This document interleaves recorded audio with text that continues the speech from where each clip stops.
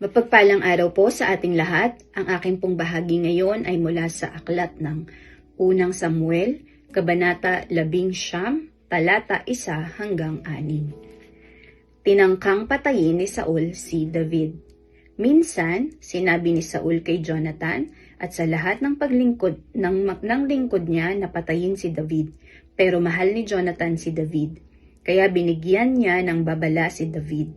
Sinabi niya, naghahanap ng pagkakataon ang aking ama para patayin ka, kaya mag-ingat ka.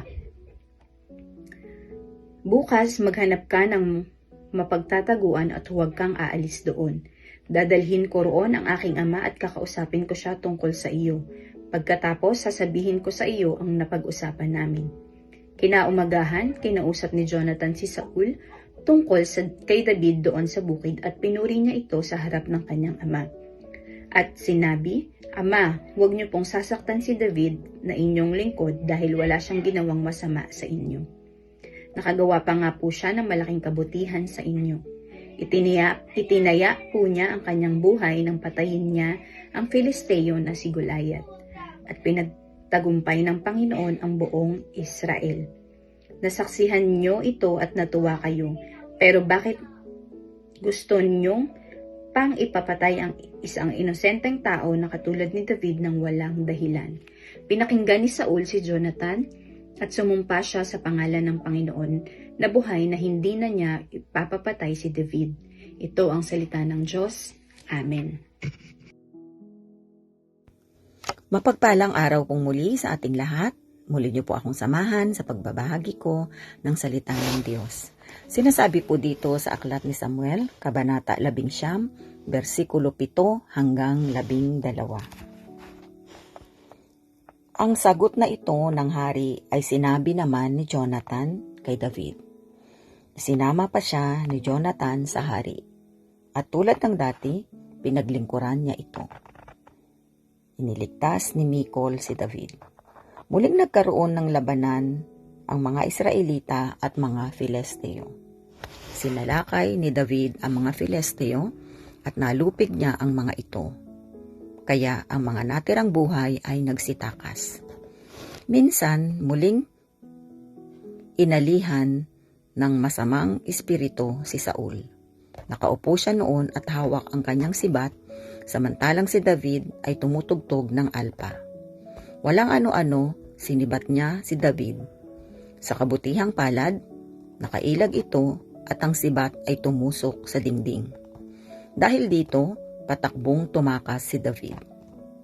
Kinagabihan, pinabantayan ni Saul ang bahay ni David at balak na patayin kinabukasan. Kaya't sinabi ni Michal, David, tumakas ka ngayong gabi. Kung hindi, papatayin ka nila bukas. At pinaraan niya ito sa bintana para makatakas. Ito po ang mga salita ng Diyos. Salamat po sa Diyos. Amen. Ang aklat ng Unang Samuel, Kabanata 11, versikulo 13 hanggang 18. At ang sabi, kumuha naman si Michal ng isang Diyos-Diyosan at inihiga sa kama. Kinumutan niya ito at binalot ng balahibo ng kambing ang ulo nito. Nang dumating ang mga taong pinadala ni Saul para hulihin si David, sinabi sa kanila ni Michal na may sakit ito at hindi kayang bumangon sa higaan. Nang ibinalita nila ito kay Saul, pinabalik sila ni Saul para tignan nila mismo si David. At sinabihan ng ganito, dalhin ninyo siya sa akin na nakahiga sa kanyang higaan para mapatay ko siya. Pero nang pumasok sila sa bahay ni David, nakita nila na ang nakahiga ay isang Diyos-Diyosan na may balahibo ng kambing sa ulo. Sinabi ni Saul kay Michal, bakit mo ako niloko at pinatakas ang aking kaaway? Sumagot si Michal, sinabi niya sa akin na papatayin niya ako kapag hindi ko siya tinulungang makatakas. Nang makatakas si David, pumunta siya kay Samuel sa Rama at sinabi niya ang lahat ng ginawa ni Saul sa kanya. Pagkatapos nito, pumunta sila ni Samuel sa Nayot at doon nanirahan. Ito ang salita ng Diyos. Amen. Our devotion for today is from the book of 1 Samuel chapter 19, verse 19 to 24. At nasaysay kay Saul na sinasabi, Narito si David ay nasa Najot sa Rama. At nagsugo si Saul ng mga sugo upang dakpin si David. At nang kanilang makita ang palutong ng mga propeta na nanguhula at si Samuel ay tumatay yung pinakapangulo. Sa kanila, ang Espiritu ng Diyos ay dumating sa mga sugo ni Saul at sila naman ay nanguhula. At nang maisaysay kay Saul, siya ay nagsugo ng ibang mga sugo at sila man ay nangaghula. At si Saul ay nagsugo uli ng mga sugo sa ikatlo at sila man ay nangaghula. Na magkagayoy na paraon din naman siya sa Rama at dumating sa dakilang balon na nasa Sotyo at siya ay tumainong at nagsabi, saan naroon si Samuel at si David? At sinabi na isa, narito sila na sa Najot sa Rama.